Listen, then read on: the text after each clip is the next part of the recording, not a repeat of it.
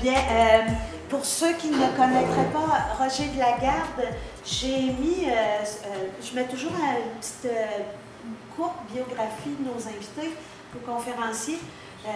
Roger est toujours le directeur de la revue Communication. Alors, j'ai vraiment l'impression que c'est une revue que vous devez connaître, et si vous ne la connaissez pas, c'est une bonne idée d'aller la voir. Alors, Roger est au département, le fondateur, c'est pas tard, en provenance du département de sociologie. Alors, j'ai pas de doute, Roger va alimenter votre réflexion aussi, peut-être toute la fin de semaine, au moins. Je te cède la parole, Roger, merci. La barre est haute. La barre est haute. Avant de commencer, je voudrais vous dévoiler mon intention, d'accord? Alors, mon intention, pour prendre une image, c'est de vous faire approcher d'un arbre, peut-être de le toucher, mais de porter votre attention sur la forêt que cache l'arbre, d'accord? Donc, pour le dire autrement, l'arbre dont il sera question ici, c'est le concept de médiatisation. Retenez ça quelque part, ça va revenir de temps en temps, mais c'est vraiment le point central de ma présentation. Deuxième chose que je voudrais dire avant, c'est que, et vous l'avez sur papier, d'accord? 3 fois. Et pourquoi? Bien, c'est un peu ma façon d'essayer de vous approcher vers l'arbre. Avant, ça me suffisait, moi, pour présenter mon plan de cours. Je considère que ceci est un cours. Donc, ceci, c'était mon plan. Mais c'est aussi un condensé de tout ce que je vais essayer de vous dire. Okay? C'est un condensé des paroles qui vont se bousculer pendant les prochaines minutes. Aujourd'hui, je peux utiliser un autre, ceci étant mon premier média, ceci c'est un autre média, et ça c'est un autre média. Okay? Aujourd'hui, je peux médiatiser le même message, c'est-à-dire le même message peut être diffusé sur ce qu'on appelle des plateformes différentes. La question qui va se poser ou que peut se poser, c'est quand je me limitais à ceci, quelles étaient les conditions de réception de tous les mots qui vont s'en suivre? Si j'efface ça et je le présente comme ça, on change de conditions. Si j'efface ça et je donne ça, c'est d'autres conditions qui sont changées. J'aurais pu vous l'envoyer par courriel, sur votre téléphone mobile, etc., etc., etc.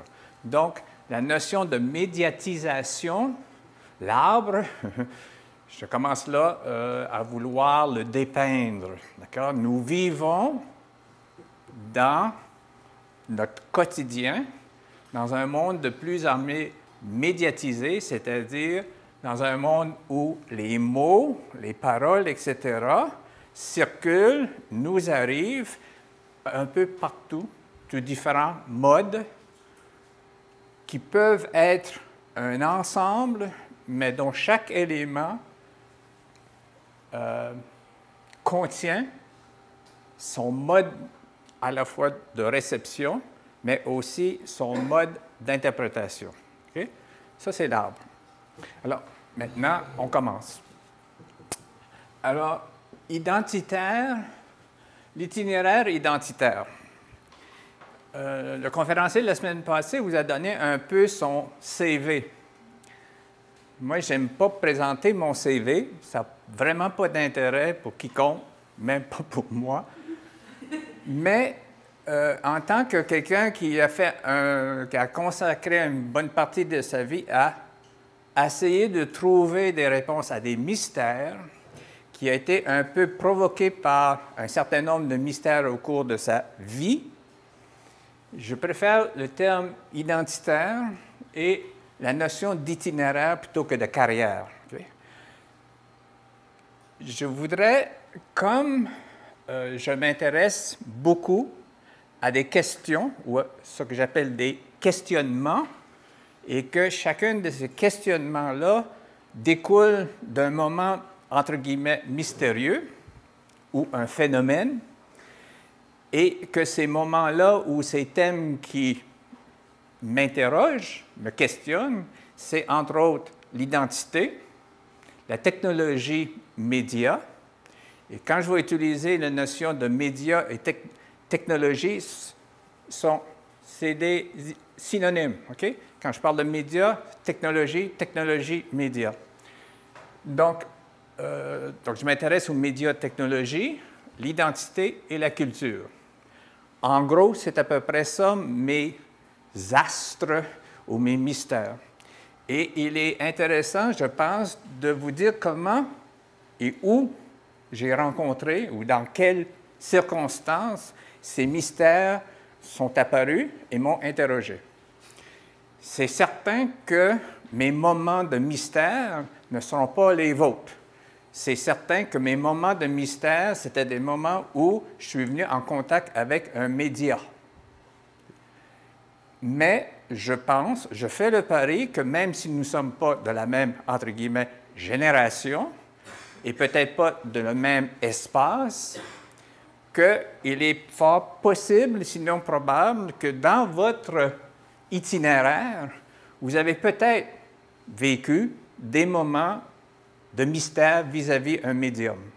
Que le médium, vous avez été confronté à un phénomène lié à un média et qu'à un moment donné, vous vous êtes arrêté pour dire « Ouais, comment ça se fait? Qu'est-ce qui se passe ici? » Donc, c'est plutôt sur... Je fais le pari qu'on va peut-être arriver à avoir quelque chose en commun, non pas à partir de mes expériences, mais à partir de la ressemblance ou la similitude de nos expériences. Alors là, c'est vrai, on commence. Donc, mon itinéraire, et vous allez voir que c'est mêlé médias et culture. Donc, mon itinéraire, c'est que je proviens d'origine d'une petite municipalité d'à peu près 5000 personnes, dans laquelle il y avait deux mondes clos. Ce que j'appelle des mondes, c'est des univers. Si vous voulez, pour l'instant, on va appeler ça des univers. Deux univers clos. C'est-à-dire que quand j'étais dans le foyer, dans le centre d'un appartement, là, et non pas dans un foyer, dans le centre d'un feu. Donc, quand j'étais dans l'appartement où nous vivions, au meilleur de mes souvenirs, ma langue première, ou que la langue que j'entendais, était le français.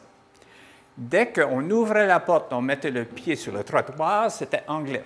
Et c'était aussi fermé que ça. Porte ouverte, porte fermée, on fermait la porte, français, ouvrait la porte, anglais. C'était deux mondes clos.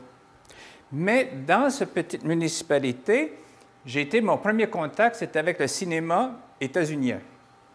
Je préfère le terme états-unien à américain. Donc, le cinéma états-unien. Et je me souviens de mon premier film, ma mère était américanophile et aimait beaucoup le cinéma. Donc, à 3 ans, je suis allé voir mon premier film en langue anglaise. Je me souviens encore du titre et des acteurs. Okay. Pourquoi j'insiste sur l'âge de 3 ans? C'est parce qu'au Québec, l'âge pour aller au cinéma, à cette époque-là, c'était, je crois, 14 ou 16 ans. On ne pouvait pas aller au cinéma avant l'âge de 14 ou 16 ans. Moi, je suis allé à 3 ans. D'accord. Premier phénomène, si vous voulez, ou premier flash de mon itinéraire qui me revient en tête. On a déménagé dans un gros village d'à peu près 5000 personnes. Là, c'était un monde homogène français, clos. On était dans un village, dans un comté qui était, à ce moment-là, statistiquement, le plus pauvre du Canada. Okay? Donc, on était vraiment clos, isolés. Là, foyer, rue, trottoir, appartement, français, 100 99,9 Produits culturels, à ce moment-là, dans ce village de Français, de francophones, des comics états-uniens. Je fais une différence entre les comics et les BD, d'accord? Donc, les comics états-uniens, le monde de Marvel, Superman, Archie, etc., etc. Et très rarement, j'ai un vague souvenir d'un cinéma, peut-être français, mais je ne suis pas sûr. C'est aussi là où je suis rentré dans un autre univers ou dans un autre média culturel qui était le jouet. Comment le jouet, tout simplement. Déménager encore dans une municipalité moyenne d'à peu près plus ou moins 8000. Donc, je suis un petit gars de la campagne, si vous voulez. Là, au lieu d'être deux mondes clos, c'était deux mondes parallèles, français, anglais. Quand j'ai dit parallèle, c'est-à-dire qu'il y avait l'école, l'église, l'hôpital et, il ne faut pas que j'en oublie, le foyer, l'école, l'église, l'hôpital français. Et à côté, il y avait des foyers, école, église, hôpital anglais. Donc, ces deux mondes parallèles qui communiquaient, ce n'est pas clos dans le sens que quand j'ouvrais la porte, je changeais de monde, d'un univers. J'ouvrais la porte, il y avait une école française, j'étais soigné à l'hôpital français, j'étais guéri, j'allais prier, j'allais prier à l'église de langue française. Dans cette municipalité-là, mes produits culturels, c'était pour la première fois la musique. Musique anglaise et aussi le premier contact de mémoire de la musique francophone. Par la radio, mais à la radio, en plus de la musique, il y avait la musique aussi, il y avait le tourne-disque, mais la radio aussi pour la musique, mais surtout le radio-roman. Et surtout le radio-roman états-unien. Les westerns, les polars, les fantastiques, les comédies, etc., à la radio. Le ciné états-unien, bien sûr, les comics, bien sûr, et c'est là où, comme je suis né avant la télévision, est arrivée la télévision. Donc, premier contact avec la télévision, c'était là, et la presse écrite. Mais dans la presse écrite, je regardais surtout les bandes dessinées. Que voulez-vous? On aime la vie. Donc, c'est surtout... J'ai donc un itinéraire et mes flashs sont liés à des médias dans des endroits culturels bien spécifiques. Monde clos, monde homogène, monde parallèle. C'est dans ce monde parallèle-là où le premier mystère, le premier phénomène, je dis, wow, minute, il y a quelque chose que je ne comprends plus. Avant, j'écoutais la radio, je lisais les bandes dessinées, etc. C'était dans le naturel des choses. Okay? Mais la télévision... Wow, il y a quelque chose ici qui a changé, non pas dans ma vie un peu, mais qui change la vie. Et ça a changé les relations des réseaux sociaux dans lesquels j'étais impliqué. Il faut dire qu'on demeurait dans une maison et nos deux voisins, c'était mes oncles. Okay? Donc, ma mère, ses deux frères, ses familles, et les gens de même génération, je me souviens, le dimanche, venez écouter, ou en fin de soirée, venez écouter une émission qui s'appelait Séraphin, ou enfin, c'était quoi le titre?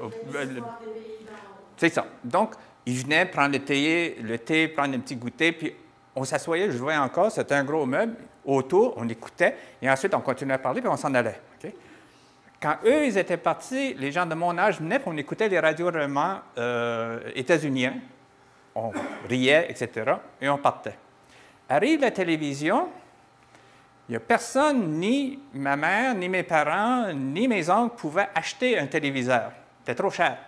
Mais ma mère avait un cousin qui, lui, était de veuf et qui avait un peu les moyens et qui voulait un peu impressionner, c'est toujours ma lecture, qui voulait un peu impressionner. Lui s'est acheté un téléviseur. Mais ce n'était pas notre voisin. Il fallait marcher à peu près 1 kilomètre pour y aller.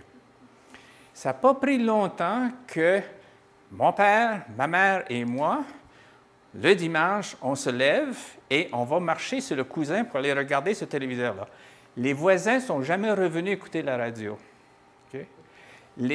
Mes chums ne sont pas revenus écouter la radio-roman. Okay? Ça a comme cassé ce réseau-là et ça a comme déplacé mon réseau personnel vers le cousin que je connaissais plus ou moins. D'accord?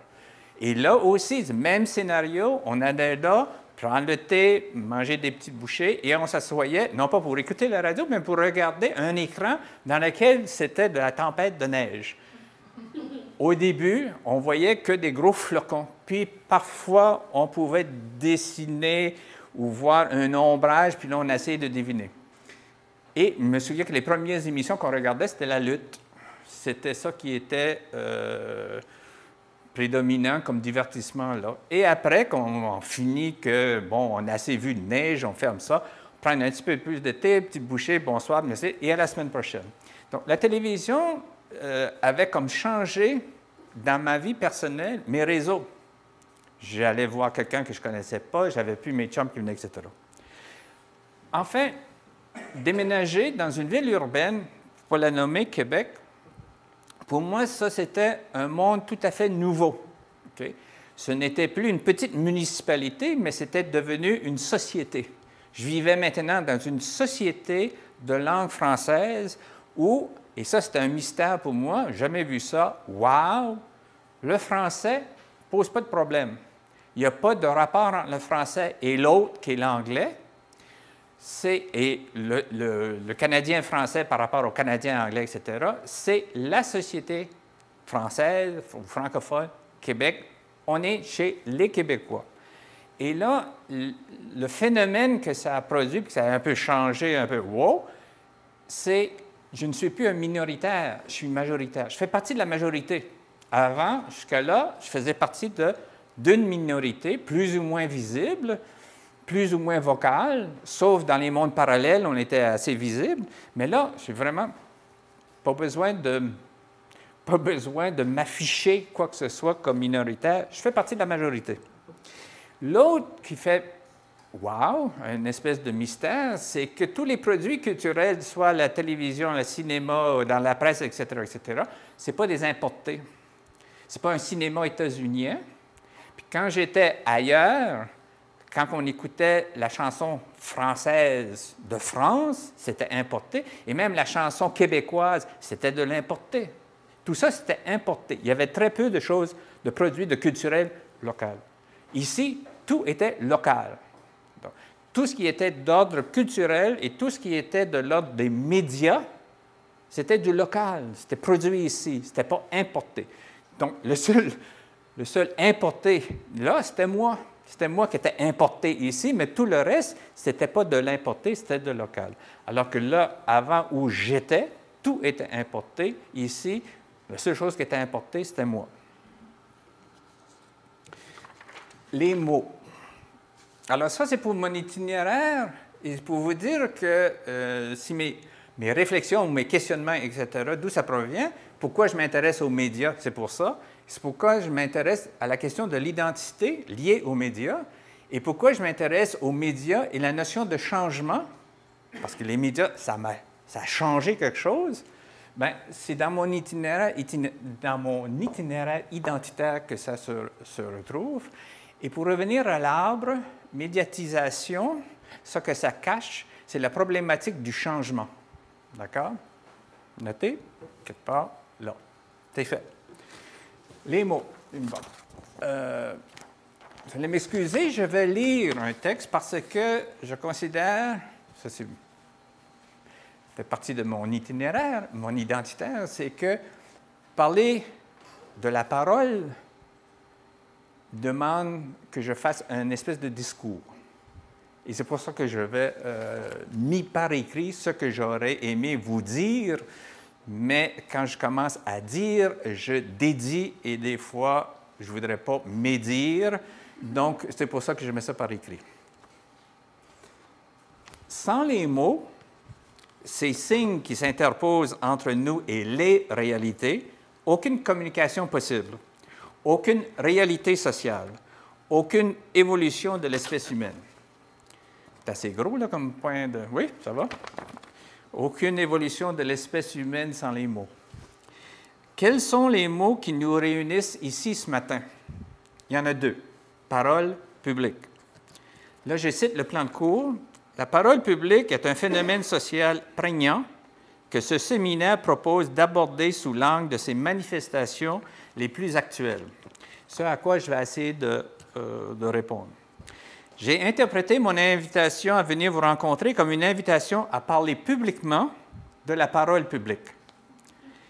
Il m'importe moins de définir ces mots, parole publique, que de dire comment je les définis. Les mots ne contiennent pas dans leur essence leur définition. Dans la mesure où la langue est vivante, les mots se définissent dans un processus dynamique de mise en rapport, de mise en relation avec d'autres mots. Si pour certains, il existe une définition universelle du beau, du bien, du progrès, valable pour toutes les langues indépendamment du lieu et de l'époque de leur usage, je suis plutôt d'avis que les définitions ne sont valables que dans la conjoncture et que les mots qui servent à communiquer, à unir, à établir le commun, servent également à démarquer, distancier, à établir des rapports.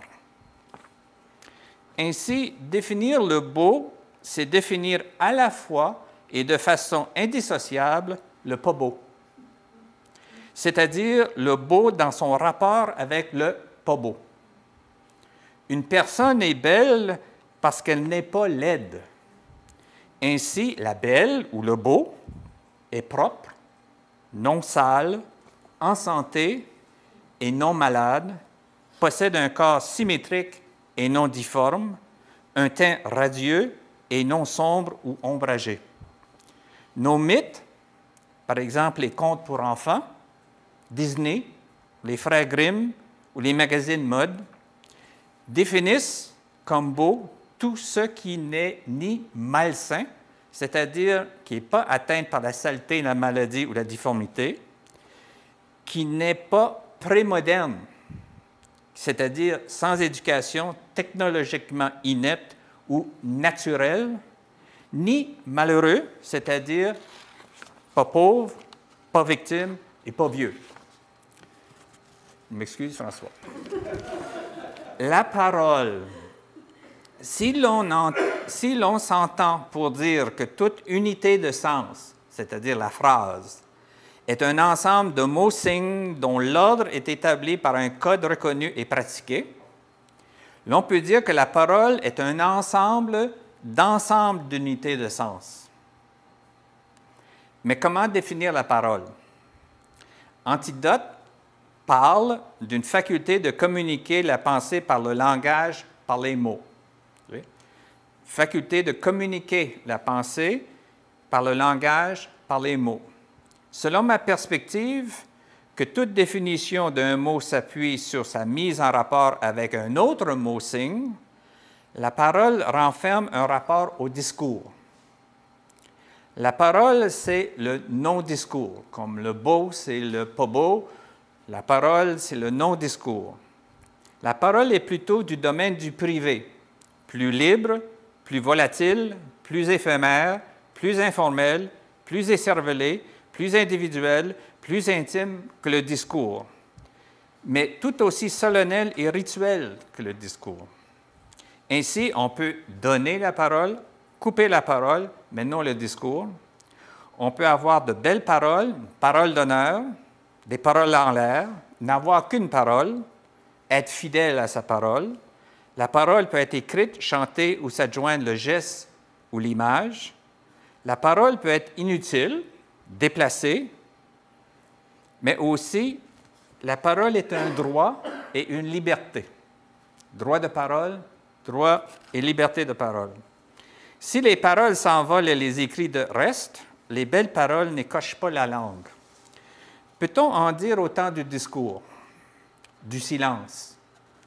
La parole, si j'en parle, c'est le non-discours, le non-silence, ce qui ne veut pas dire qu'on ne peut pas communiquer par le discours et par le silence. Mais moi, je préfère communiquer par la parole. La parole seule peut être méditation ou soliloque. Je peux parler à moi-même, ça m'arrive. La parole échangée est une conversation. La parole donnée et prise est un débat ou un enseignement. La parole multivoix est une manifestation dans la rue ou une joyeuse fête. La parole publique. L'expression ressemble plutôt à un oxymoron. Ça n'a pas de sens pour moi de mettre ces deux mots ensemble. Mettre le mot « parole » en rapport avec « public », c'est, selon moi, mettre en avant un rapport qui n'est pas fondé dans la pratique. La parole peut s'exprimer en public, dans un endroit public, mais est-elle pour autant une parole publique? Alors, pourquoi serions-nous gênés d'écouter la conversation, c'est-à-dire un échange de paroles, dans un transport commun ou dans le café? Les gens qui parlent au téléphone cellulaire tout seuls, ça m'énerve. Bon, mais on est dans un endroit public, sa parole devrait être publique, je ne devrais pas être gêné ou ça ne devrait pas m'écorcher les oreilles. Et pourquoi sommes-nous dérangés par une conversation dans une salle de cinéma, dans une salle de cours ou dans une bibliothèque, si la parole publique existe? Ce qui m'amène au comment définir le mot public de manière à enfermer son rapport au non-public, au privé, si vous voulez. Autre temps, autre définition. Il n'y a pas si longtemps, le rapport public-privé n'existait que pour une minorité. On peut penser aux citoyens de Rome si on veut remonter loin, mais il y en a eu d'autres depuis. Pendant longtemps, et pour la majorité, les enfants, les conjoints, les parents, la terre, les outils, le travail relevaient du privé. On avait ses enfants, son conjoint, ses parents, sa terre, ses outils, son travail. On avait aussi son Seigneur à servir et son âme à sauver. Moi, j'aime ça. Même les guerres étaient affaires privées, celles des souverains.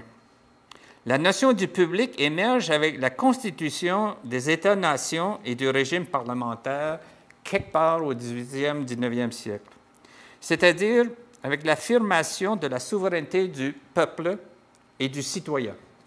C'est là que commence la notion de public. Or, cette souveraineté ne pouvait s'exercer efficacement que si tous et chacun y participaient.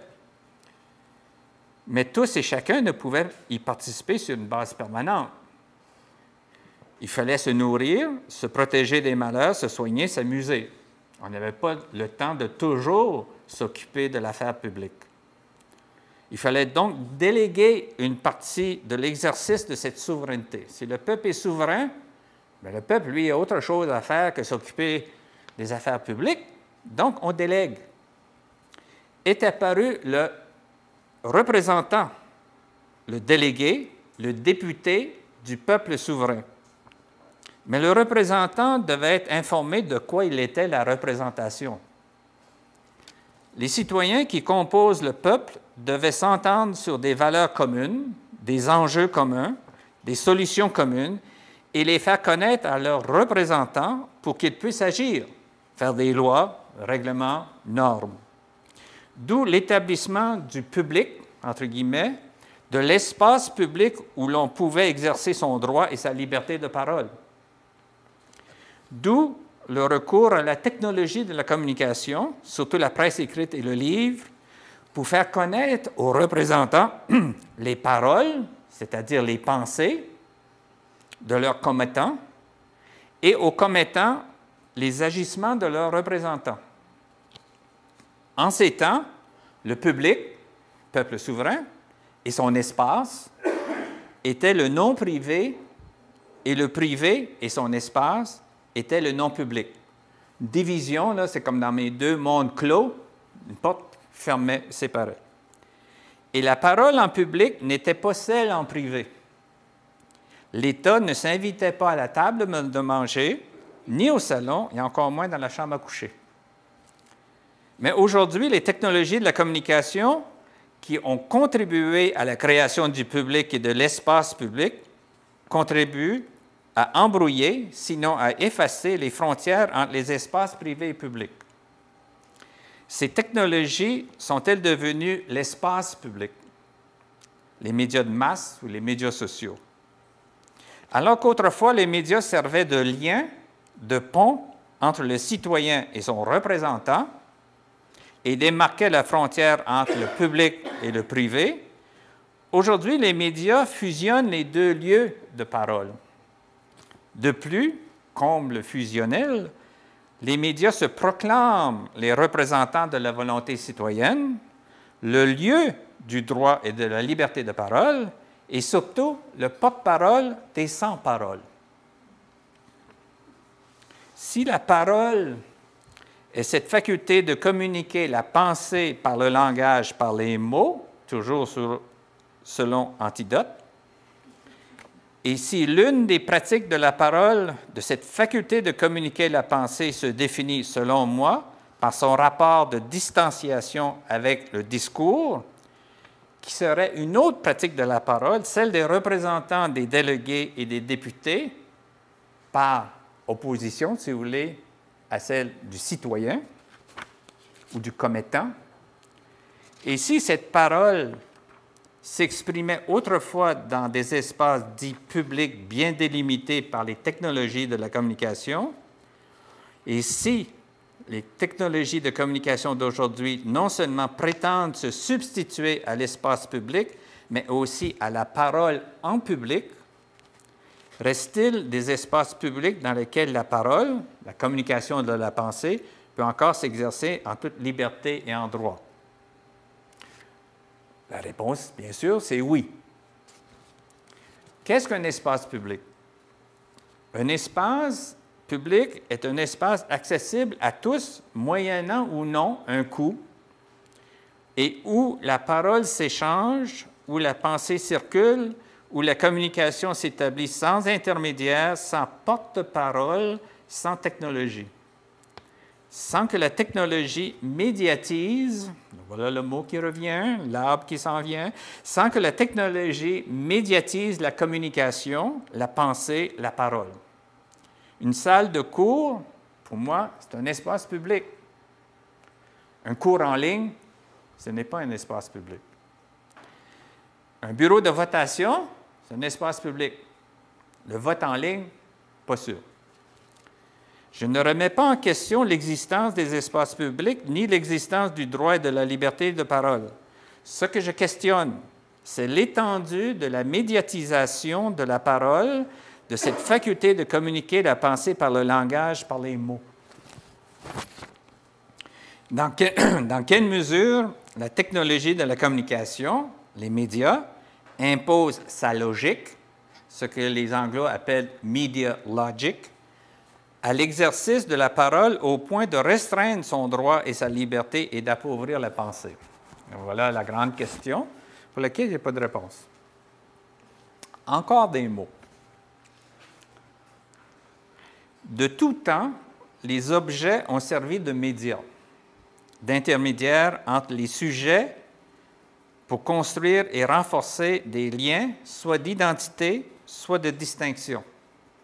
Par exemple, le blason, le drapeau, le tatouage, le logo et aujourd'hui le branding. Okay? Ça, c'est un média. Ça, c'est un média. Mais ça, là, ce griffonnage-là, c'est aussi un média. Ce griffonnage ici, là, sert d'intermédiaire entre ce que je veux dire et ce que j'espère vous aurez reçu et peut-être compris. Okay? Donc, le premier média qu'on a inventé, c'était les mots. Okay? Depuis ce temps-là, on n'a fait que médiatiser de plus en plus les mots, les paroles, parce que ce médium-là sert d'intermédiaire entre moi et vous. Il est question ici d'objets technologiques servant à établir des liens d'identité et de distinction entre sujets, vous et moi, par la transmission ou communication de la pensée, c'est-à-dire des données de toute nature, soit des données de type d'information, connaissance ou fiction, amenez comme vous voulez. Est-ce un hasard si les médias ou technologies propres à communiquer la transmission de la pensée entre sujets ont été désignés de médias de communication? Non, puisque le tout premier média, le langage, la parole, les mots, servait à communiquer. Donc, c'est un peu par hasard, c'est pas par hasard que si un des premiers médias l'homme a inventé, c'était pour communiquer. Donc, ça coule de source d'appeler des technologies de communication, des médias de communication, puisque ce sont essentiellement des médias, des objets qui servent d'intermédiaire entre deux sujets pour communiquer. Communiquer quoi? La réponse est ouverte. Et la question aussi. Pendant très longtemps, les technologies de communication servaient à la transmission de la pensée entre sujets, à être littéralement des porte-paroles. Ceci ou ça porte ma parole. C'est un média porte-parole.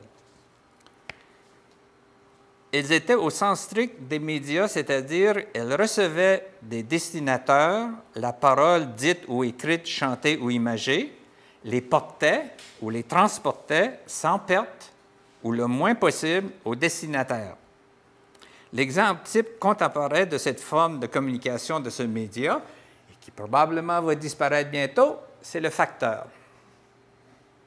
Si on y pense, le facteur, celui qui vous apporte le courrier, c'est un intermédiaire et c'est le porte-parole par excellence.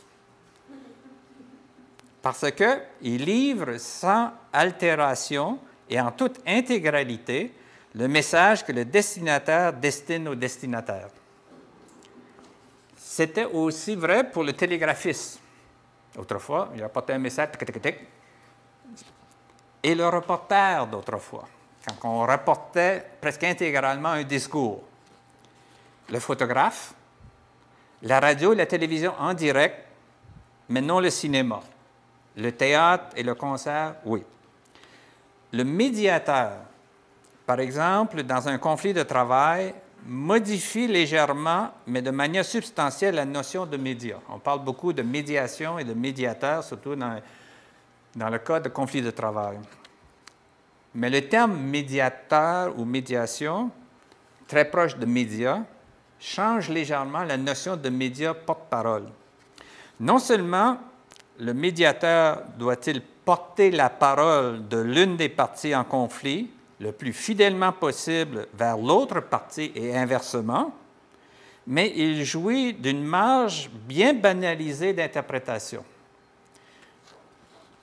Il peut dire, voici ce que l'autre partie syndicale a dit, mais si j'interprète légèrement, voici ce qu'il a peut-être voulu dire. Il a dit ça, mais j'ai cru comprendre qu'il y a peut-être une petite ouverture. Donc, c'est balisé, mais il peut interpréter. Il ne fait pas que porter la parole, il peut commencer à l'interpréter. Par analogie, les médias ou technologies de communication qui devaient assurer la transmission sans perte d'un message se sont prévalus au nom de leur media logic d'une certaine marge d'interprétation. Pourquoi? Mais la technologie pouvait le faire, donc la technologie le fait. Et le marché le souhaitait. Exit le direct, la transcription mot à mot des discours, et entre en scène l'opinion du médiateur, le commentaire, le montage, l'interprétation et tardivement par rapport à la littérature, le storytelling. Okay. Donc, on est passé d'un média qui était littéralement des porte-paroles. L'exemple, c'est le reporter qui littéralement rapportait le discours. Tac. Aujourd'hui, on n'est plus des porte-paroles et on ne fait plus de radio en direct. On enregistre et on met en scène ce que l'autre a dit. Okay. Donc, on est rendu dans la médiation, des médias médiateurs et non pas des médias porte-parole. Les médias, cessant d'être au sens strict des porte-paroles, deviennent des traducteurs, des interprètes, des éditeurs, et ce que j'aime bien, et le terme est anglais, des rewriters de paroles, des professionnels de la réécriture. Au point où certains accusent les médias de les mal citer parce qu'ils ont altéré le message ou de les mal interpréter parce qu'ils ont substitué à leurs paroles aux paroles rapportées. Le rapport entre médias et les principales institutions et fournisseurs de messages, on pense au politique, l'économique, le religieux, l'éducatif, l'associatif et le créatif, ce rapport a changé de manière imperceptible sur le moyen terme. Les médias ou technologies de communication ne sont plus, où le sont de moins en moins le porte-parole des citoyens, le rapporteur des discours, le transmetteur de messages entre un sujet et un sujet, l'exemple classique étant le téléphone, entre un sujet et plusieurs, partis politiques et ses adhérents, entre un sujet et la multitude, le discours du chef d'État de la nation, mais le metteur en scène, en images, en son de ces messages. Ce n'est plus « voici ce que le sujet a dit », mais voici comment on peut l'interpréter. Je n'ai pas apporté avec moi, je l'ai oublié. Il y a eu un éditorial de Gilbert Lavoie hier ou avant-hier dans Le Soleil sur la commission Charbonneau, en disant voici comment les médias ont peut-être rendu mauvais service à la commission Charbonneau. Mais il y a une phrase là-dedans que j'ai trouvée superbe, parce que ça servait à ma cause, en disant qu'il y a eu des témoins et qu'il y a eu les commissaires eux, entendent et ils ont comme mandat d'interpréter ce qu'ils entendent et de comprendre et d'interpréter ce qu'ils ont entendu. Mais Gilbert Savoie dit, nous aussi, les journalistes, nous pouvons interpréter ce qui a été entendu, etc.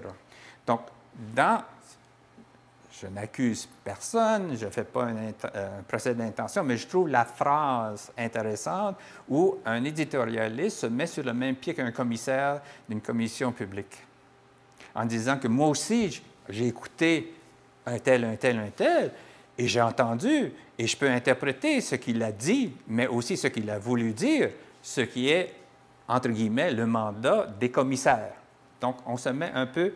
Et quand que le journaliste ou l'éditorialiste, lui, va rapporter, parce que les commissaires ne nous rapportent pas ce qu'eux, ils ont entendu, on va avoir leur rapport dans un an, mais le journaliste le fait quotidiennement, mais il se place sur un même pied, enfin, il se donne le même mandat que les commissaires.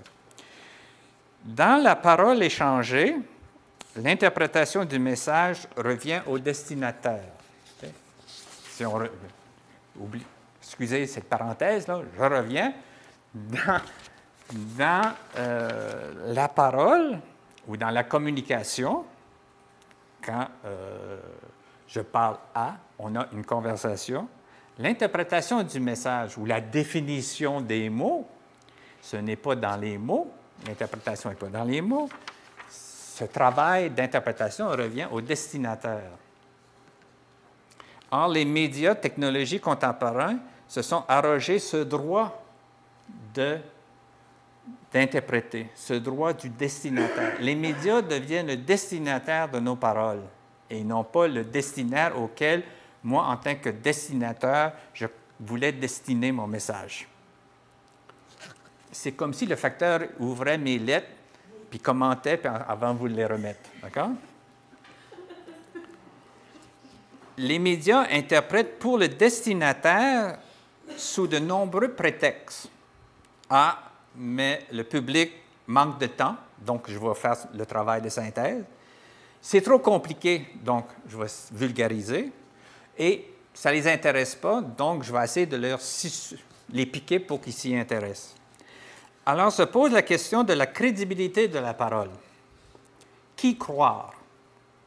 La parole prononcée dans un endroit public et transmise par un média porte-parole, la lettre que je reçois d'un ami, j'y crois, ou la parole médiatisée, c'est-à-dire livrée par l'opérateur de la technologie qui intervient dans la mise en forme du message, dans son formation, dans son mode de transmission et dans les conditions de sa réception. Par exemple, la programmation. C'est-à-dire que si vous voulez avoir des nouvelles à la télévision, il faut attendre à 6 heures ou à 10 heures ou à 9 heures, etc. Vous pouvez, bon, à moins d'aller sur l'information continue. Dans la mesure où il y a de moins en moins de médias porte-parole, la question mérite qu'on y réfléchisse. Quel circuit emprunte la parole et la pensée géniale ou banale qu'elle contient et qui est prononcée dans un endroit public, par exemple dans une assemblée publique, dans une manifestation ou dans une salle de cours, avant d'être livrée à son destinataire, et quels sont les points d'intervention de ce circuit? Qui est le destinataire? Le média ou est-ce le média qui désigne le destinataire? Bon, un exemple, moi je considère que nous sommes dans un endroit public, je prends la parole en public, si c'était enregistré, probablement ce l'est, ou si c'était un cours en ligne. D'accord? La parole que je prononce, il va être mise en scène et et c'est le producteur ou l'opérateur de ce cours-là qui va, entre guillemets, décider qui est le destinataire et dans quelles conditions ça va être donné. Et c'est probablement des conditions d'une réception individuelle, alors que moi, j'aime bien que dans un endroit public où on a une conversation, que ça soit en direct et que ça soit un peu multi et non pas donner un cours à chacun d'entre vous, mais dans l'ensemble d'entre vous. Le mot de la fin, ça vient. Le mot de la fin, c'était le mot du début, médiatisation. Oui, le mot est difficile à prononcer, mais médiatisation fait l'objet de recherches épistémologiques sur les plans théoriques et méthodologiques et de travaux de recherche empirique contemporains. Il fait aussi l'objet d'un procédé habituel de banalisation dans la presse écrite. J'ai deux exemples que j'aime bien. Dans un article du Soleil, dont il était question des règlements des aéroports à Neuville, enfin, ça n'a pas d'importance, la journaliste écrit, en parlant d'un document, ce document, censé fournir des renseignements et des conseils sans modifier les exigences réglementaires, a été publié en douce le 18 décembre 2013 et médiatisé par le Soleil. Voilà un document qu'un médium qui a été médiatisé par le Soleil. L'autre exemple, c'est on parle d'un ingénieur dans les années où on a construit le pont de Québec, ça devait être dans les années 20, dans les années 10, François, tu t'en rappelles? Il me semble que dans les années 20 ou 30. Bon, vous savez un peu l'historique, la portion centrale s'est effondrée, il y a eu 73 morts, etc. Il y a eu un défaut au niveau de la construction de l'ingénierie.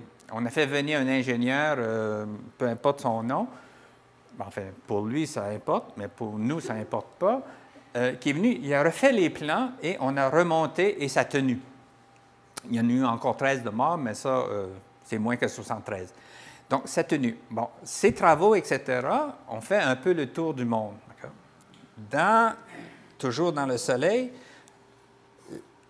il y a une dame qui est en train de faire un documentaire sur cet ingénieur-là. La productrice du documentaire souligne d'ailleurs que la médiatisation de la construction, de l'effondrement et de la reconstruction du pont de Québec au début des années 1900 a été d'un grand secours. Donc là, on a médiatisé un document fédéral et là, on fait la médiatisation de la construction d'un pont. Okay? C'est ça que moi j'appelle, si on va faire un clin d'œil sur les pratiques professionnelles, c'est ça que j'appelle dans les rapports entre des médias d'information et des pratiques professionnelles de recherche et des pratiques professionnelles d'information. C'est ça que j'appelle, moi, une banalisation. Okay? On emprunte des mots. Je ne vois pas pourquoi on n'aurait pas pu dire que le Soleil a diffusé le document plutôt que médiatiser le document. Je ne vois pas pourquoi on n'a pas pu dire que dans les années 1900, les travaux de cet ingénieur-là ont été diffusés par les médias du temps plutôt que la médiatisation de la construction. Au-delà de la chicane des mots, moi, c'est la banalisation qui risque de cacher ma forêt devant le phénomène que j'essaie de décrire, qui est la médiatisation de la parole. Ferme la parenthèse. Donc, cette banalisation, c'est un procédé d'emprunt terminologique de la part des journalistes qui donne au terme emprunté ou plagié une connotation, je dirais, savante, tout en le vidant de son savoir. Exemple, exemplaire, l'usage abondant et tout azimut du terme problématique. Je ne sais pas si vous avez, moi, un ras-le-bol, moi, de savoir qu'on a la problématique des nids de poules, puis la problématique de ci, puis la problématique de ça, alors qu'on avait des problèmes de nids de poules, puis tout d'un coup, on a la problématique des nids de poules. Ainsi, le réchauffement de la planète versus les changements climatiques. Okay?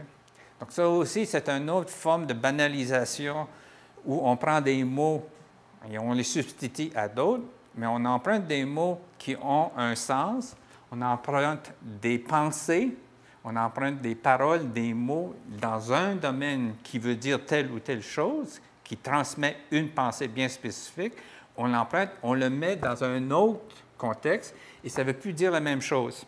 Ça banalise, ça tue le savoir et, à mon avis, ça tue le débat. L'exemple, c'est des climatiques, le changement climatique et le réchauffement de la planète. Okay? Et là, tout le monde se gueule, mais comment ça, le réchauffement de la planète? Il fait fret l'hiver encore. Okay? Et là, on a comme banalisé tellement, on a oublié qu'on parle de changement climatique et le froid intensif est devenu un changement climatique. On a du froid alors qu'on n'en avait pas dans certains endroits. Donc, c'est pas le changement climatique ne se ramène pas, n'est pas banalisé simplement à la question du réchauffement de l'Arctique et de l'Antarctique, c'est le changement climatique qui est vraiment en cause. Et tout le savoir tourne autour du changement climatique, y compris la récurrence des fronts froids. Fronts froids, oui, je l'ai dit. Donc, c'est une question de banalisation et un clin d'œil à la pratique des médias d'information. Le terme de médiatisation est le proverbial arbre qui cache la forêt. Si l'on s'y attarde trop, l'on risque de ne pas voir le changement qui s'opère dans la forêt. Le terme médiatisation nous renvoie à la problématique du changement, le changement dans le rapport entre les médias de communication et les institutions, ce qui est le niveau d'analyse qu'on appelle macro, mais aussi le changement dans les pratiques du quotidien, c'est ce qu'on appelle l'analyse du niveau micro. Pour citer le sous-titre de l'ouvrage de Thomas de Zengotita, How the media shapes your world and the way you live in it. Ça, c'est, comme disent les Américains, dans un noix de coco ou une nutshell, un peu l'essence ou la racine de médiatisation. Okay? La question aujourd'hui, et c'est pour ça que les recherches en médiatisation, c'est comme une rupture dans la tradition de la sociologie ou de l'étude des médias qui sont encore axés sur l'effet des médias et l'usage des médias. Ceci est un peu une rupture dans cette tradition-là, dans le sens suivant, c'est que, la problématique, ce n'est pas la problématique de la persuasion ou de choses de ce type-là. La problématique, c'est le changement. Et le changement, bon, on peut avoir du changement à l'intérieur des médias, l'évolution des technologies, ça, c'est un changement. Mais là où la lumière jaillit, on se demande quel est le changement entre les médias et les grandes institutions. Et là, on s'aperçoit que depuis longtemps, les médias étaient l'auxiliaire des institutions. À un moment donné, les partis politiques savaient qu'ils avaient besoin de porte-parole pour faire connaître leurs actions, les lois, etc. Il y avait besoin de médias porte-parole. Maintenant, on s'est comme aperçu qu'on avait peut-être besoin, nous, les gens de la politique, de faire des médias, d'agir comme des médias. Les médias étant devenus des gens qui interprètent, qui mettent en scène. Donc, les partis politiques, autrefois, utilisaient les médias comme porte-parole. Là, on s'est aperçu que les porte-paroles étaient des metteurs en scène.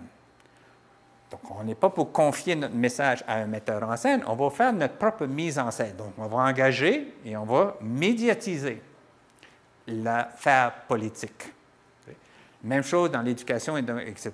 Donc, le changement entre médias et institutions, c'est que les médias sont devenus une institution presque semi-autonome Et il y a des rapports entre l'institution des médias ou des technologies et les autres institutions, mais aussi les autres institutions ont intégré dans leur propre fonctionnement le média logique.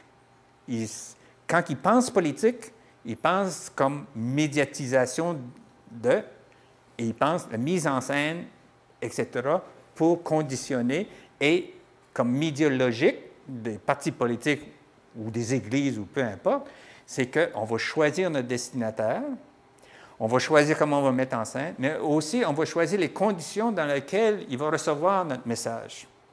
Donc, on va attendre à, je ne sais pas moi, 18h, 17h moins 5 pour donner le point de presse parce qu'on sait que la radio en direct, c'est à 17h, donc 15 minutes avant, etc. Donc, on agit comme un média. On médiatise. La politique devient médiatisée, non pas par les médias, mais par le politique lui-même. Multiplier les exemples dans les autres institutions. En même temps, cette média, cette technologie-là, si c'était juste entre les grands, ça ne nous inquiéterait pas trop. Mais de plus en plus, nous, comme individus, dans notre quotidien, on médiatise beaucoup notre quotidien. Dernier exemple, mais c'est un exemple parmi d'autres, c'est le iWatch de Apple, entre autres, qui est la suite de plusieurs d'autres iWatch ou Watch, etc. Donc, avant,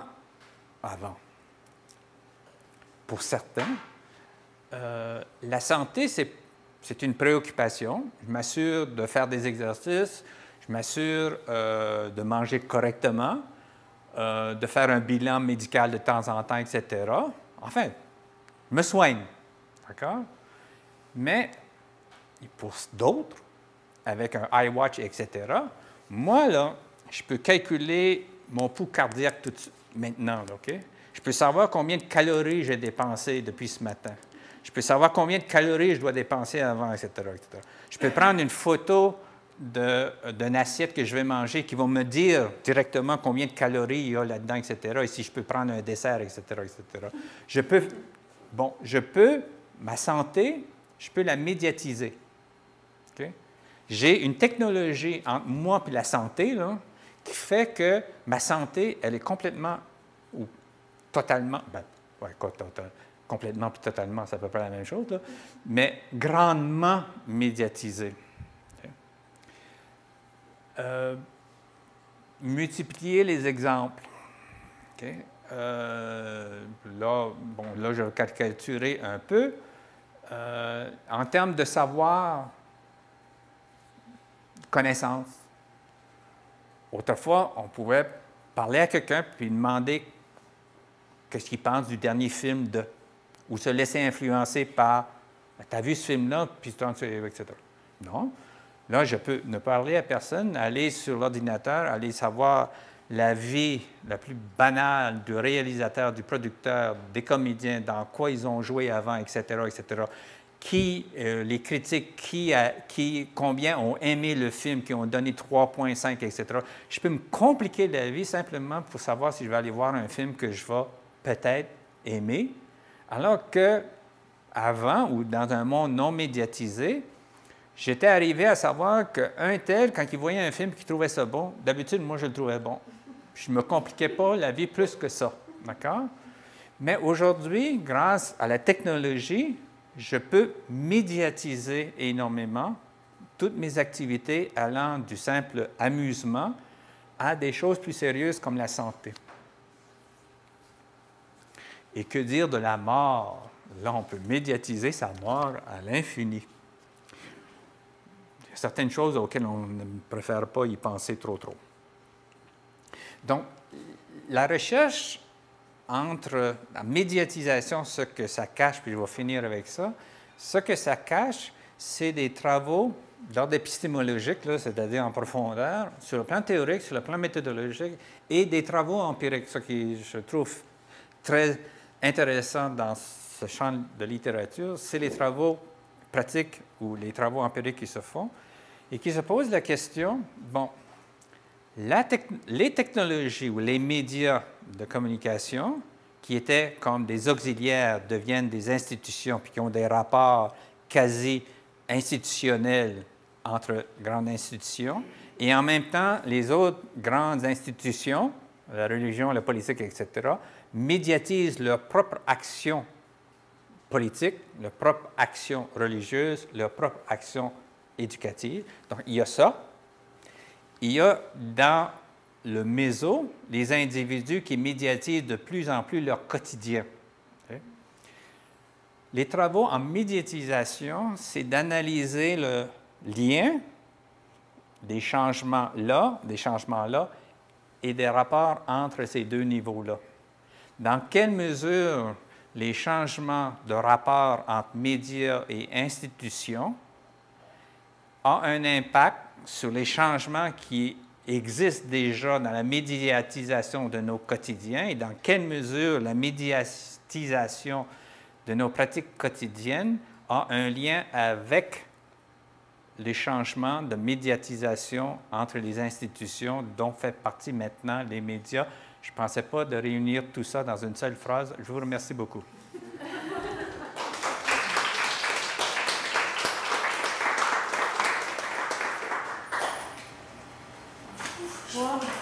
On n'a pas fini de réfléchir cette semaine. Franchement, les garçons, vous nous avez...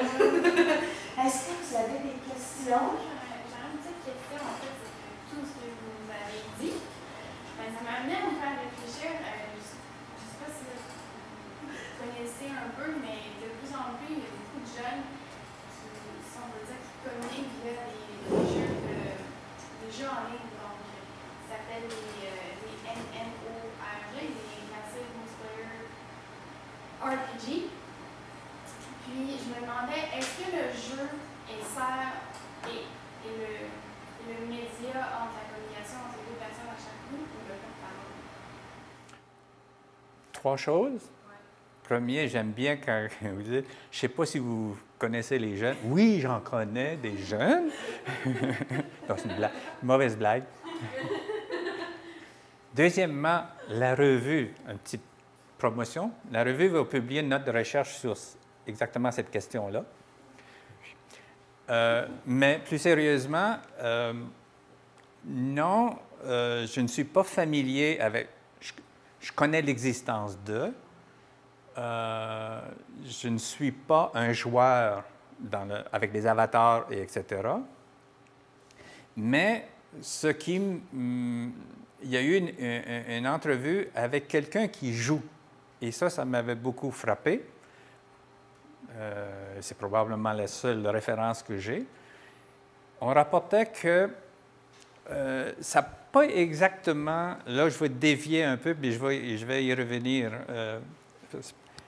Ça se rapporte avec une tendance où vous avez des individus qui créent leur propre site et dans lesquels ils expérimentent des nouveaux jeux en ligne.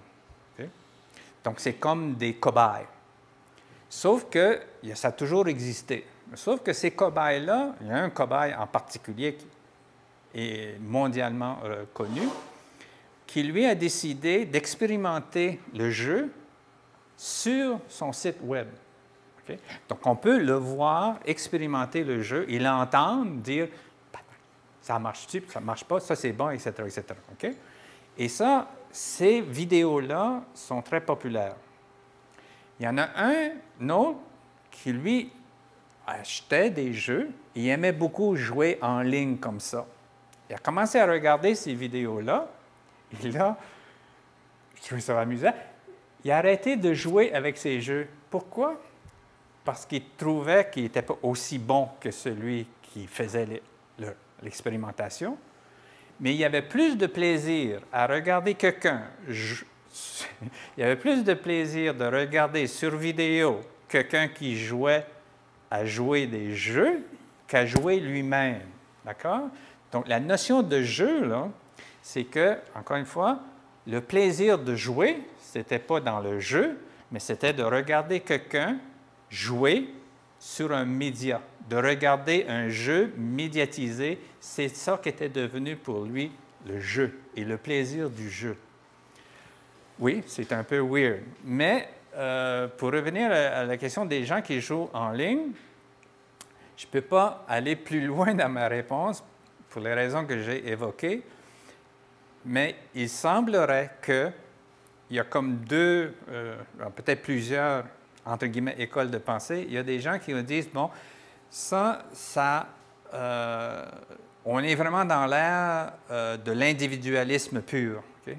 C'est un qui non seulement, et ça pose des questions d'identité, c'est quelqu'un, dit-on, qui trouve son identité dans un avatar. Okay? Donc, il y a là un phénomène de construction de son identité. C'est-à-dire que je ne suis pas comme disait François, je ne suis pas parfait. Je vais me construire tel que j'aimerais être ou tel que je pourrais être dans un avatar.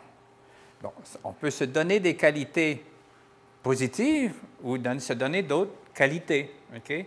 On peut être génial ou on peut être bitch parce que, dépendamment comment on veut. Et se choisir comme bitch, c'est peut-être le plaisir du jeu, mais c'est peut-être aussi une façon de construire son identité. Une fois qu'on a cet avatar-là, on se pose la question, moi, mon avatar, il est en communication avec un autre avatar. Problème, je ne sais pas si l'autre avatar est quelqu'un qui joue à être bitch ou c'est une vraie bitch. D'accord? Donc, comme je dis, moi, ça me pose des questions. Je trouve ça intéressant par les questions que ça soulève. Et je reviens toujours à la médiatisation. On est là dans un cas très pratique de médiatisation où la notion d'identité est, entre guillemets, problématique, c'est-à-dire mystérieux. Pas dans le sens que ça pose un problème. Il n'y a probablement pas de problème d'identité. La personne n'a pas schizophrène, elle n'a pas de problème d'identité. Mais la médiatisation de la notion d'identité est pour moi intéressant. Et ça, c'est un changement d'ordre technologique qui rejoint la pratique quotidienne de s'identifier, mais qui rejoint aussi la notion du changement au niveau des médias comme institution. Quand on parle des médias comme institution, c'est tout le côté technologique, mais tout le côté économique exactement, et toute l'action sociale.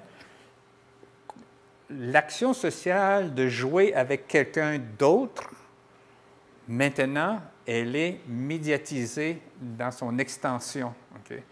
Qu'est-ce que ça va avoir sur la notion de jeu? Qu'est-ce que ça va avoir sur la notion de plaisir du jeu? Et surtout sur la notion d'identité, etc., etc. La médiatisation soulève ces questions-là, ou le mystère. Oui? Je n'ai pas vu d'autres mains. Oui? Une question dans une autre optique.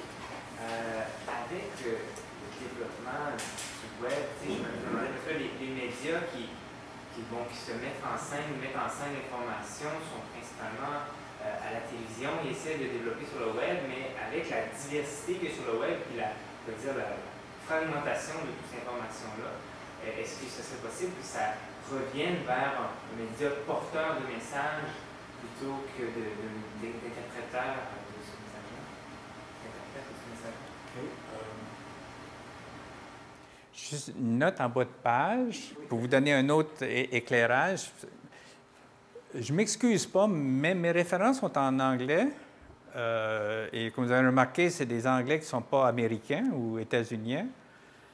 Je ne m'excuse pas de donner des références en anglais, c'est parce que c'est dans ce monde-là, qu'est-ce que vous voulez, que ces genres de questions sont posées et analysées. Je n'ai pas trouvé d'équivalent en langue française. D'accord? Donc, pour cette question-là, il y a un petit bouquin qui a été écrit par justement quelqu'un qui fait du blog, etc., etc., et qui s'attaque à la prétention de gens qui disent, si vous voulez vraiment que votre entreprise décolle, si vous voulez vraiment devenir célèbre, si vous voulez vraiment faire de l'argent parce que vous allez lancer une chanson ou je ne sais pas trop quoi, c'est-à-dire faire tout ça par les médias sociaux, Son titre est très évocateur. Social media is bullshit. OK? Donc, ça vous... Bon, il y a un clin d'œil, mais il y a aussi une critique assez intéressante. Ferme la parenthèse. Porte-parole, je ne vois pas. Enfin, je ne sais pas, je ne peux pas prévoir. Mais la question soulève une autre question, c'est quand on est porte-parole, habituellement, le destinataire, celui qui écrit, choisit son destinataire. Okay? Celui qui fait un blog, lui, il écrit pour le destinataire at large. Là. C'est du genre, « Allô, y a-t-il quelqu'un? » Et si vous êtes là, bon.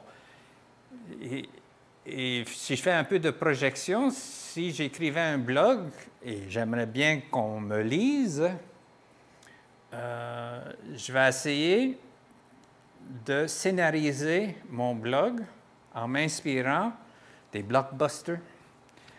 Okay? Qu'est-ce qui fait qu'un film, une chanson, un spectacle, etc., entre guillemets, ça marche? Okay? Bon, il y a une mise en scène, une mise en promotion, etc., etc., je vais emprunter cette logique de mise en scène qui, encore une fois, qui s'appelle un media logic. Je vais m'inspirer des médias parce que si on regarde ce qui fait la popularité ou la crédibilité ou la personnalité de certaines institutions, individus, organisations, etc., etc., c'est la logique médiatique, c'est le media logic. Okay? Il y a une façon de faire et les médias l'ont inventé. Donc, moi, en tant que blogueur, je vais médiatiser mon message. Je serais un peu idiot de ne pas me servir de la logique du média que j'utilise pour rejoindre mon destinataire. Ça, c'est la réponse longue. La réponse courte, c'est non. L'arbre, c'est non. La forêt, c'est tout ce que je viens de dire. Ça crée des... François parlait d'expérience, hein, c'est de l'acquis, même si ce n'est pas professionnel.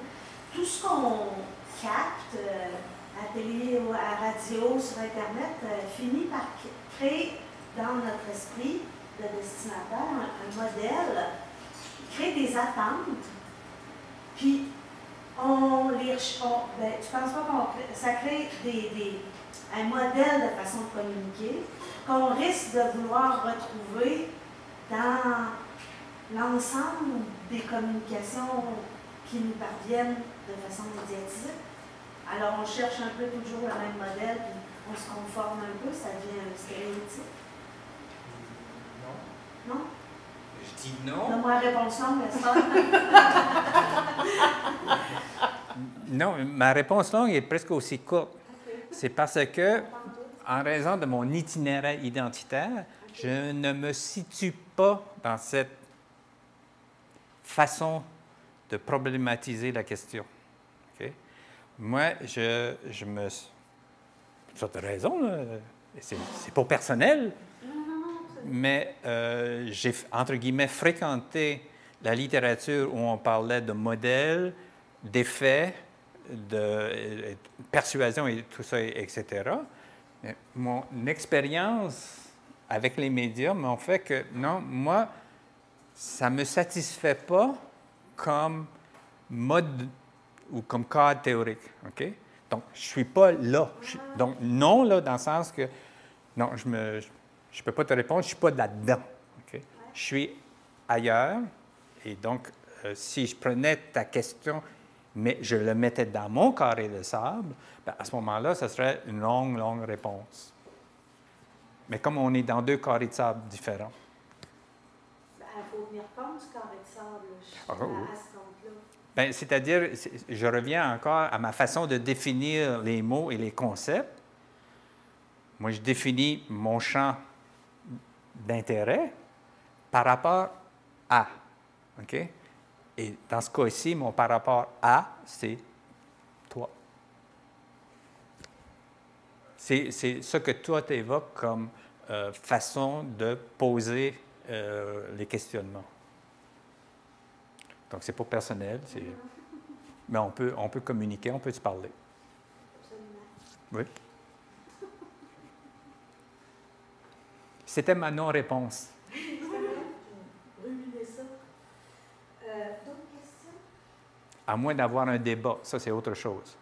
Mais si c'est juste pour répondre à une question, je n'irai pas plus loin. Mais si on veut un débat un jour, Non, OK. Non, ouais. C'était des, comme tu dis, des carrés de sable à côté de l'autre. Oui. Bon, compliqué, c'est peut-être des carrés de sable dans un plus grand carré de sable. Là. Ah, ben ça peut-être. Et il y a aussi la date des carrés de sable. Là. Il y a des carrés de sable qui datent. Ouais, je pense que c'est ta définition d'identitaire, là. Non, pas ta définition, ton point de départ, qui est l'identité, qui fait. On cherche à problématiser un objet, puis t'es parti avec l'identité, c'était quelque chose de fort. Puis moi, je suis partie de quelque chose, je pense que j'ai dans mon idée quelque chose qui relève plus de l'acquisition sociale, puis de l'expérience. Alors, Oui. Mais, bon, rapidement, si on me lance sur la question d'identité, je ne suis pas dans le même carré de sable où l'identité est définie à un moment arbitraire, puis on est parfait. Okay? Je ne suis pas dans ce carré de sable-là. Non. Je ne suis pas dans ce carré de sable-là. Je ne suis pas dans le carré de sable où l'identité, c'est une construction sociale.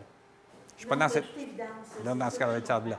Oui. Dans le carré de sable, je suis dans le carré de sable où, avec le changement d'ordre technologique et avec le changement des médias de communication avec les institutions et blablabla, etc., l'identité devient littéralement un itinéraire identitaire pour l'individu, mais aussi pour des groupes ou pour des réseaux. D'accord?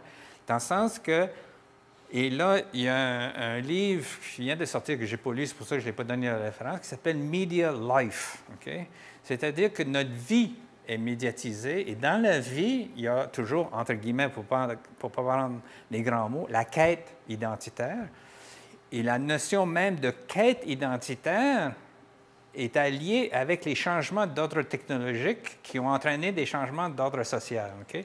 Avant, on avait, tu sais, notre identité était donnée.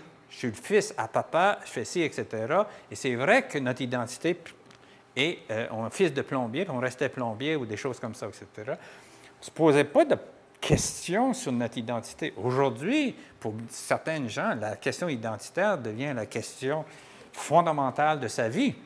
Okay? Ça le rend malade. On peut se rendre malade dans la quête identitaire. Okay? Donc, cette quête identitaire, il faut voir un peu dans quel j'aime pas le terme contexte, mais dans quelle conjoncture et surtout dans quel type de société cette question d'identité est devenue une quête et qui est devenue, pour certains gens, une problématique ou une maladie. Okay? Il faut voir ça. Et sans faire le Dr. Phil de la télévision, il reste que c'est dans les pratiques, et on revient aux avatars, etc., il y a toute une foule de pratiques interreliées dans nos vies quotidiennes qui peuvent être raccrochées à l'idée de l'identité ou de la quête de l'identité. Mais on n'est pas suffisamment avancé pour dire qu'est-ce qui cause et est-ce qu'il y a un modèle identitaire qui est imposé ou est-ce qu'il y a des modèles d'identité ou des modèles de pensée, etc. Parce que dans l'identité, on a tout l'aspect de façon de penser, façon de sentir, etc., etc. Et moi, je parlerais davantage de façon ou de manière que de modèle. C'est la notion même de modèle qui fout le camp quand on est dans cette littérature de médiatisation. Quand on est perdu dans la forêt, là, la notion de modèle, on l'a laissée dans le sentier. OK. on a le temps pour une question. Absolument. Oui, j'ai le temps. Vous avez le temps? Moi, je travaille en santé publique. Là, je me rends compte que j'aurais des questions à me poser sur le mot santé, le mot public. Et puis en santé publique. Posez-les vous-même. Oui, ben c'est ça, je m'étais jamais arrêtée vraiment à ça. Mais en santé publique, il y a des saines habitudes de vie à laquelle on se penche avec toute la médiatisation de l'information sur c'est quoi, qu'est-ce qu'on doit faire pour être en santé, et toute la théorie du changement de comportement avec ces résultats sociaux. Moi, je me pose énormément de questions. Je suis en contradiction avec ce que je pense et avec à l'endroit où je travaille. C'est ça qu'on appelle un mystère. Oui, j'ai un gros mystère. On va pouvoir utiliser le mot problématique. Oui, c'est ça. C'est un peu L'expérience mystère. c'est un peu l'objet de ma maîtrise. Donc, on a des informations à transmettre sur c'est quoi être en santé. On a un public cible. On ne connaît pas trop l'identité de ce public cible-là, dans le sens que on veut augmenter tel taux, mais finalement, on ne sait pas dans la réalité qu'est-ce que ces gens-là vivent. Est-ce qu'ils ont le temps de se pencher sur le fait de manger des fruits et des légumes? Est-ce que c'est ça leur priorité dans leur vie? Donc, on arrive avec nos gros canons, comme si on est la nouvelle religion, là, la santé. On arrive avec nos gros canons pour leur dire quoi faire. Mais en même temps, il faut donner de l'information pour leur dire bon, que s'ils font telle affaire, ils vont être en meilleure santé. Moi, ça me heurte. Parce que qui on est, nous, pour venir leur dire, médiatiser l'information qu'on doit interpréter aussi, j'imagine? OK. Beaucoup de choses, là. J'interprète. Je ne suis pas sûr que le mot « médiatiser l'information » est juste « vous diffusez de l'information ». Disons que, comme ça, à l'aide de plusieurs médias. Ben, en fait, on interprète certaines études scientifiques. Oui, mais là, je pars de là pour monter. Au début, vous avez parlé être en santé. Qui a défini être en santé et par rapport à quoi être en santé? OK? Si être en santé, c'est sûr que ça veut dire, c'est mise en rapport, c'est mise en relation avec sédentarité, par exemple. OK?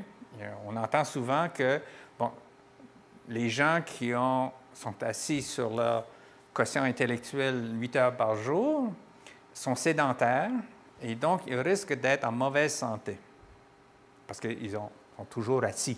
Okay? J'ai eu un physiothérapeute qui m'a dit « Faites attention, vous pouvez avoir un emploi sédentaire et ne pas être sédentaire. C'est-à-dire que si vous êtes assis 8 heures par jour, mais vous marchez 4 km pour aller à votre travail. Si vous marchez 4 km avant de vous asseoir pour 8 heures, puis ensuite vous rentrez chez vous un autre 4 km, vous êtes en santé. Okay? Il n'y a pas un lien entre sédentarité et manque de santé.